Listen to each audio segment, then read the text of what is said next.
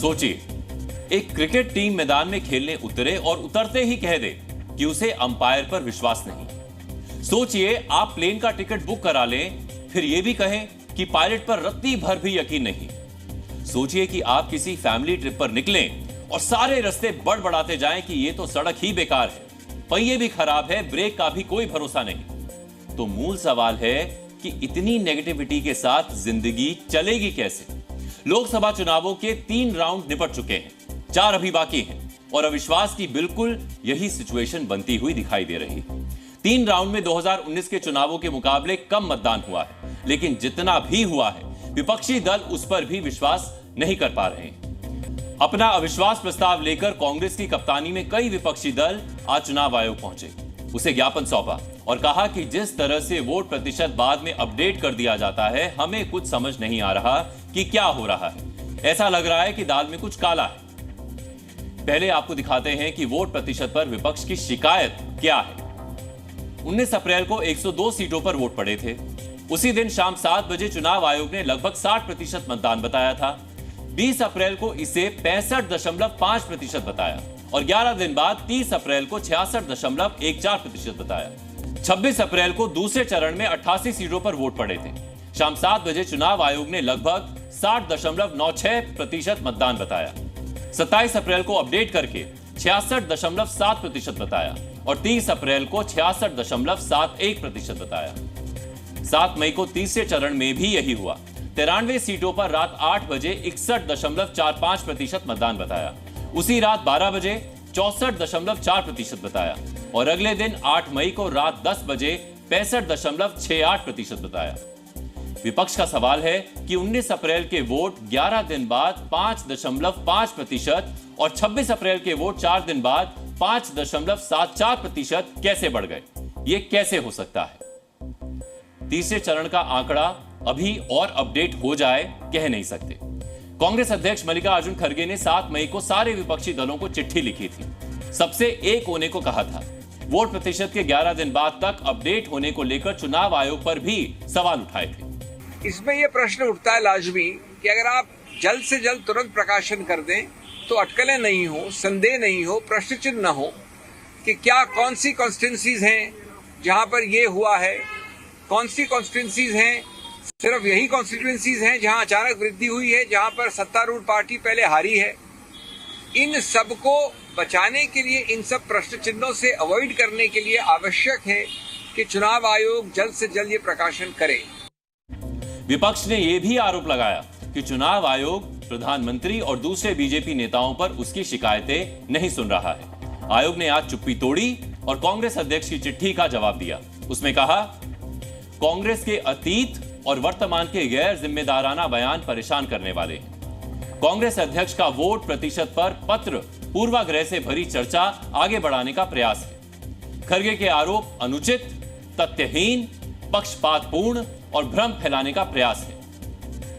खड़गे ने चिट्ठी में यह भी लिखा था कि वोट प्रतिशत में यह बदलाव अंतिम नतीजे बदलने के लिए तो नहीं है, मामले को यह दिशा भी दी जा रही है कि पहले और दूसरे राउंड में तमिलनाडु और केरल की सीटें थी जहां बीजेपी पिछली बार 0 थी और इस बार चौंकाने के दावे कर रही है। वोटिंग प्रतिशत कैसे बढ़ाना है, इसके विषय में वो राजनेता बेहतर समझते हैं जिनका अपना एक खास वोट बैंक है। ये वोट बैंक समान धर्म या फिर समान जाति के लोगों वाला भी है। ऐसे नेता जिन्हें पता है कि उनका एक खास वोट बैंक है, वो अपने लोगों को पसंद आने वाले भाषण देकर उनके वोट हासिल करते हैं। फिर चाहे इस भाषण में कटाक्ष के साथ साथ धमकी भरे शब्दों का ही इस्तेमाल क्यों ना किया गया।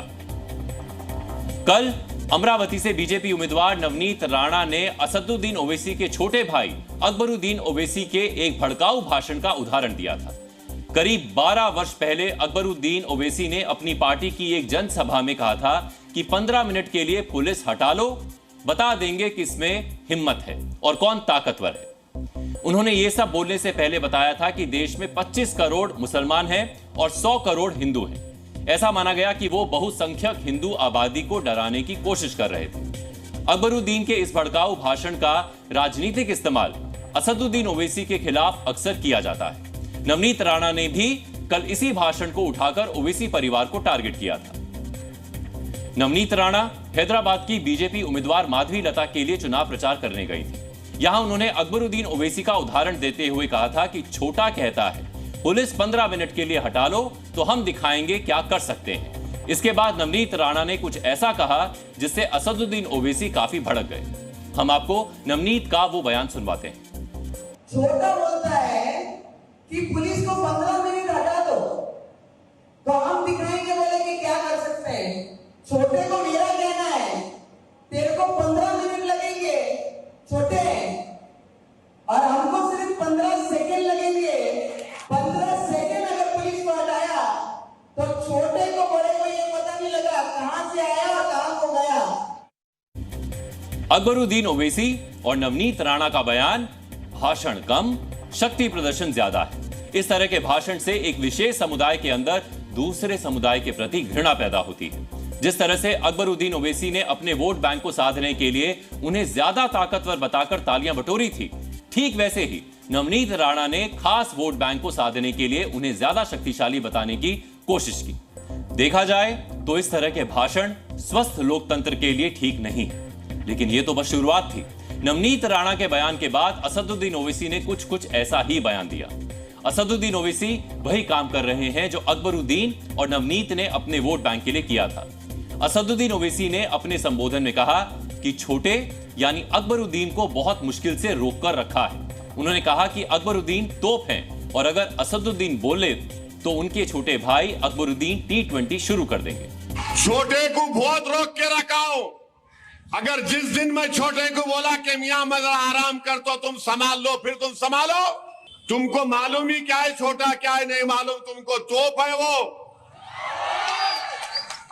बोर बच्चा है, सालार का बेटा है, बहुत मुश्किल से समझा के बिठाना पड़ता उनको, बहुत मुश्किल से।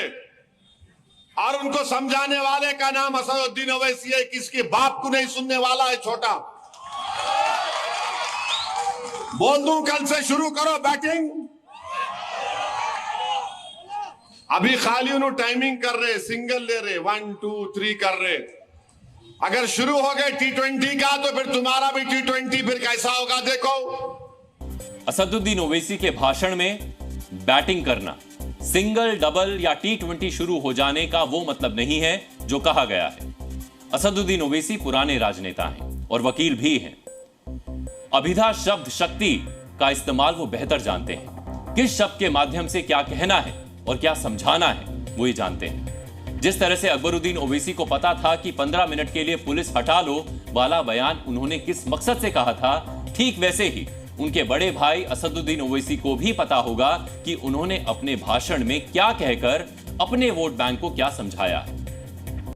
समय आ गया है कि देश के सनातनी हिंदू भी इकट्ठे हों। ऐसे ओवैसी जैसे कट्टरपंथियों को जो जिन्ना के रास्ते पर चल रहे हैं, भारत को तोड़ना चाहते हैं, अब ये टूटने वाला नहीं है, क्योंकि इस देश का प्रधानमंत्री अब नेहरू नहीं है। इसलिए ओवैसी डराओ मत। लोकसभा चुनाव में चौथे चरण का मतदान 13 मई को होना है। इसी दिन तेलंगाना की सभी 17 सीटों पर वोटिंग होगी। वोटिंग से पहले हिंदू और मुस्लिम कम्युनिटी के बीच दरार डालकर वोट खींचने का षड्यंत्र चल रहा है। भाषणों में चाहे 15 मिनट हो, 15 सेकंड हो या फिर मुर्गी का बच्चा, इन शब्दों का असली मकसद क्या है ये मतदाता बेहतर समझते हैं।